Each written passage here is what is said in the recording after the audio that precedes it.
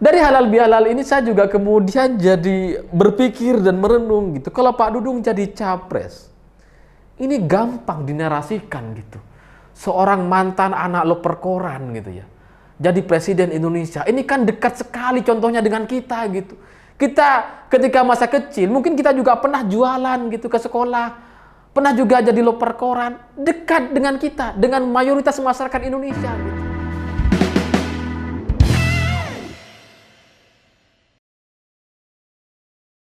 Selamat malam para mantan, selamat malam untuk semua kalian yang pernah pacaran bertahun-tahun tapi nikahnya sama orang yang baru dikenal beberapa bulan.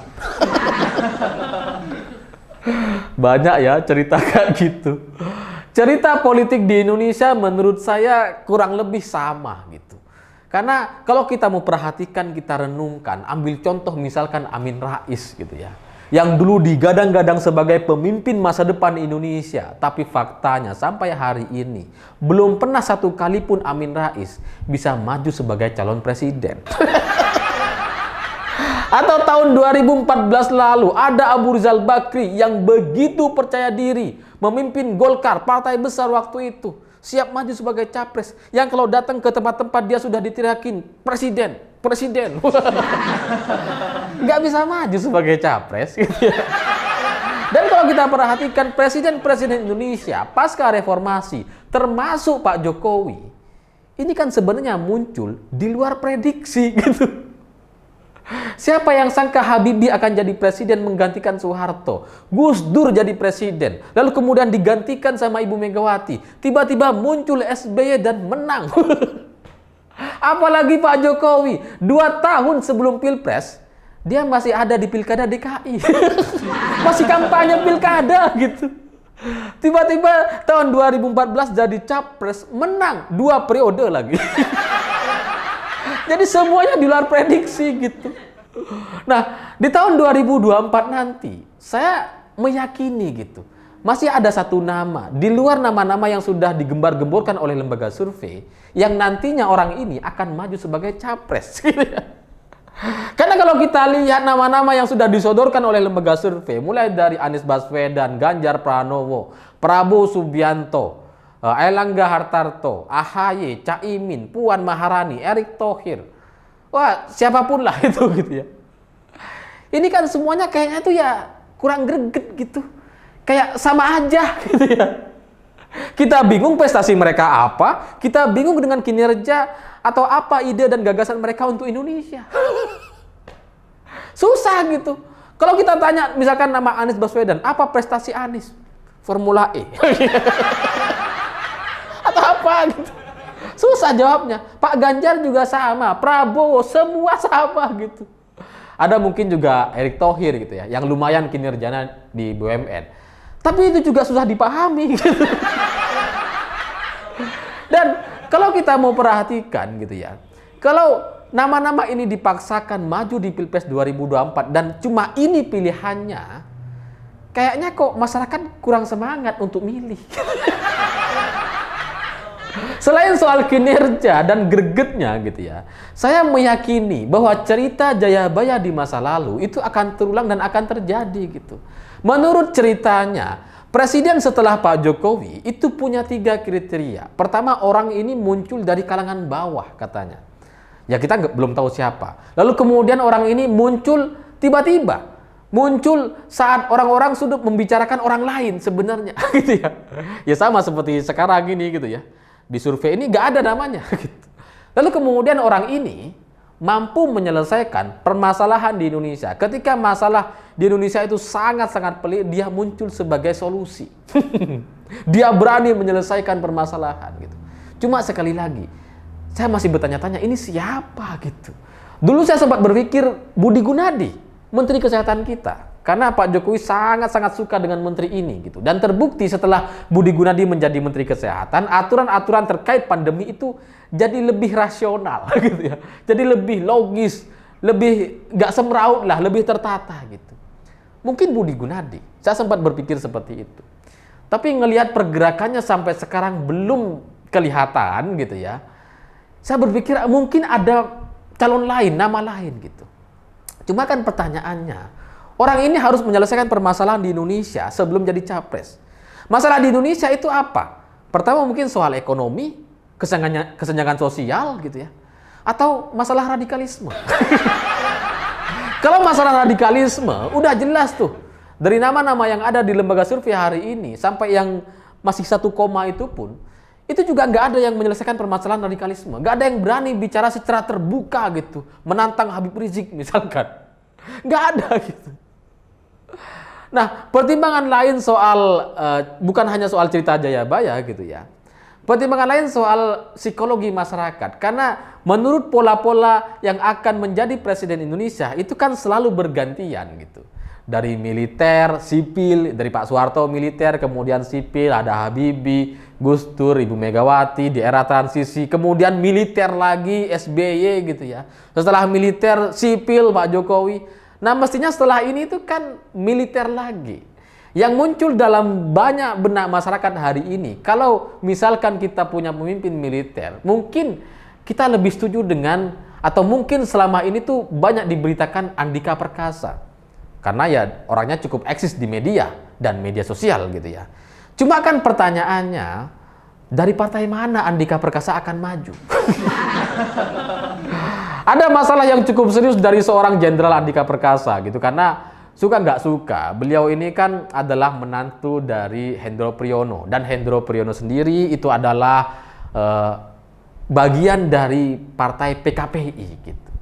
Jadi kalau misalkan Andika Perkasa maju sebagai capres didukung oleh partai-partai koalisi, itu jadi seperti memelihara anak macan yang akan mendapatkan limpahan suara ya PKPI nantinya gitu. Jadi susah kalau bagi Andika Perkasa ini akan maju. Dan kemarin ketika mudik halal bihalal gitu ya, saya sempat cerita juga dengan beberapa teman di Semarang, termasuk orang-orang yang cukup kenal dengan Pak Ganjar gitu ya, dengan Pak Jokowi gitu. Saya punya kesamaan dengan mereka gitu. Pada akhirnya kita itu masih belum menemukan satu nama yang kayaknya cocok untuk didukung atau semangat untuk didukung gitu. Karena kalau yang maju itu aja yang ada dalam lembaga survei sekarang, kayaknya ya biasa aja. Gak ada semangat-semangatnya. Tapi kemudian teman saya ini nanya, gimana kalau Jenderal Dudung ya menurut Mas Alif? Ini langsung saya kemudian kepikiran, Pak Dudung ini kalau kita mau perhatikan dan kita ingat-ingat gitu ya, sebenarnya lebih mudah dideskripsikan dibandingkan semua nama-nama yang ada dalam lembaga survei sekarang. Kalau Ganjar, Anies Baswedan itu susah. Orang tanya, kamu tahu nggak Ganjar? Ganjar itu siapa sih? Apa prestasinya? Susah gitu. Cuma kalau Pak Dudung yang muncul dalam benak kita itu otomatis baliho. Balihonya Rizik diturunkan, tegas gitu. Atau pernyataan dia soal menentang pernyataan-pernyataan Rizik yang menjelek-jelekkan kepala negara atau Presiden Jokowi. Itu mudah kita ngingatnya gitu. Jangan-jangan beneran Pak Dudung. Dan kalau melihat dari syarat-syarat atau kriteria dari cerita Jayabaya, ini kayaknya kok memenuhi syarat ya. Karena syaratnya orang ini pernah berada di kalangan menengah bawah gitu. Dia pernah susah. Cocok dengan Pak Dudung. Ketika kecil dulu dia pernah menjadi loper koran, pernah menjadi pedagang kue ketika masih SMA gitu. Jadi cocok, muncul dari bawah. Dan kemudian sampai sekarang itu masih belum diberitakan, belum dibahas oleh banyak orang. Lagi-lagi Pak Dudung belum ada di lembaga survei dia. Lalu terakhir, menyelesaikan permasalahan di negeri ini. Baliho.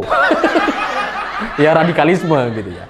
Karena kalau kita ngelihat dulu baliho Rizik, itu kan kayaknya gak ada yang gak ada yang mampu untuk membereskan, membersihkan gitu. Gak ada. Tiba-tiba muncul Pak Dudung, selesai semuanya itu. Jangan-jangan bener Pak Dudung gitu ya. Karena dari halal bihalal ini saya juga kemudian jadi berpikir dan merenung gitu. Kalau Pak Dudung jadi capres, ini gampang dinarasikan gitu. Seorang mantan anak loper koran gitu ya, jadi presiden Indonesia. Ini kan dekat sekali contohnya dengan kita gitu. Kita ketika masa kecil mungkin kita juga pernah jualan gitu ke sekolah, pernah juga jadi loper koran, dekat dengan kita, dengan mayoritas masyarakat Indonesia gitu. Saya dulu ketika kecil itu, ketika SD, itu suka ngambilin rumput laut gitu. Karena ya saya anak pantai gitu, dan jarak dari rumah ke sekolah itu sekitar 2 kilometer. Dan kalau pulang sekolah lewat pantai itu selalu ada rumput laut di pinggir-pinggir pantai, diambil sampai pulang ke rumah, jual ke pedagang. Jadi kalau Pak Dudung nantinya jadi calon presiden gitu ya, kayaknya itu akan lebih mudah dimenangkan. Lebih mudah diingat dalam benak banyak orang gitu. Apalagi lawannya jelas Rizik. Kalau kita membandingkan dengan capres-capres yang lain, belum ada satupun capres yang berani berhadap-hadapan atau membantah secara terang-terangan pernyataan Rizik. Anies Baswedan ya dekat dengan Rizik gitu ya. Dikunjungi Rizik, pernah komunikasi gitu. Prabowo Subianto bikin panggung bersama 212. Koalisi juga dengan FPI dan kawan-kawannya gitu. Mungkin Pak Ganjar yang lumayan, yang bisa tegas terhadap soal toleransi atau isu SARA di pemerintahan Jawa Tengah gitu. Tapi tidak pernah sekalipun menurut saya yang langsung berhadap-hadapan dan membantah pernyataan Rizik. Pak Dudung pernah. Jadi secara kekuatan narasi masih lebih kuat seorang Dudung Abdurrahman ini gitu ya. Dan kalau Pak Dudung jadi presiden, ini tuh apa ya? Jadi mirip kayak Pak Jokowi kalau dipikir-pikir gitu. Dari karirnya misalkan, beberapa tahun yang lalu Pak Dudung itu masih Pangdam Jaya loh. Tiba-tiba jadi Pangkostrat dan jadi Kasat TNI hari ini. Sama kayak Pak Jokowi, dari wali kota Solo, gubernur Jakarta, capres presiden Indonesia. Mirip gitu. Dan selain itu kalau kita memilih capres seorang Dudung Abdurrahman gitu ya, yang sangat dekat dengan kita, yang pernah jadi loper koran, jualan kue, kan jadi mirip dengan seorang Jokowi. Yang anak tukang kayu, jadi tukang kayu. Jadi presiden setelah itu gitu. Jadi secara kedekatan emosional itu jauh lebih kuat dibandingkan nama-nama yang ada sekarang di lembaga survei. Dari sisi keilmuan misalkan, ya kita nggak bisa meragukan gitu, nggak bisa meremehkan, karena bagaimanapun Pak Dudung lulus S1 dari sarjana ekonomi, lalu kemudian master di manajemen gitu. Jadi ya cukup oke gitu ya. Dan secara pemahaman agamanya ini juga luar biasa Pak Dudung gitu. Beliau ini kan sudah sering sekali ceramah-ceramah di masjid-masjid gitu, yang itu nggak bisa dilakukan oleh semua capres-capres yang ada hari ini. Termasuk Anies gitu. Kalau ceramah dia susah, kalah sama Pak Dudung dia. Kalau ceramah di masjid gitu ya, kalah gitu.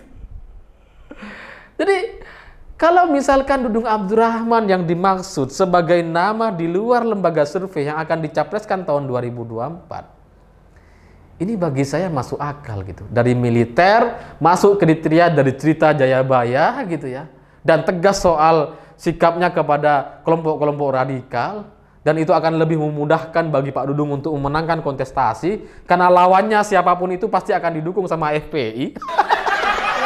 Mudah gitu kayaknya. Tapi mungkin sampai di sini juga ada beberapa orang yang bertanya-tanya, janganlah kalau dari militer. Kita sudah kecewa dengan Pak SBY dan terbukti Pak SBY itu nggak bisa bekerja.